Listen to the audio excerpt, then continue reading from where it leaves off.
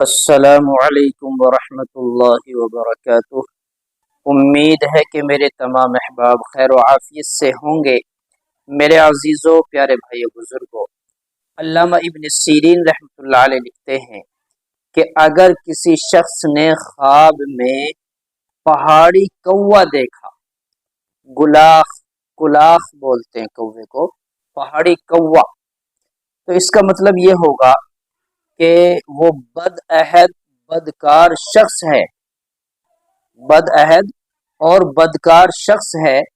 اگر کوئی دیکھے کہ اس نے کوے کو پکڑا ہے، دلیل ہے کہ وہ کسی جھوٹے حیلے کے ساتھ جھوٹ بول کر کوئی حیلہ کرے گا اور پھر اس کے ساتھ غنیمت کا مال حاصل کرے گا۔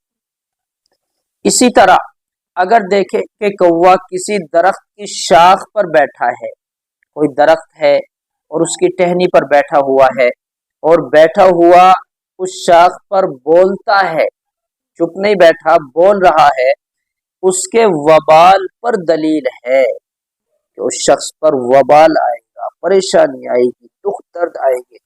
اور اگر دو کوے دیکھے، ایک ہی شاخ پر ایک ہی ٹہنی پر دو کوے بیٹھے ہیں، دیکھے تو رنج اور غم، مشقت مصیبت پر دلیل ہے۔ اور خواب میں پہاڑی کوے کو دیکھنے میں کوئی بھلائی نہیں ہے، خواب اچھا نہیں ہے، برا ہے۔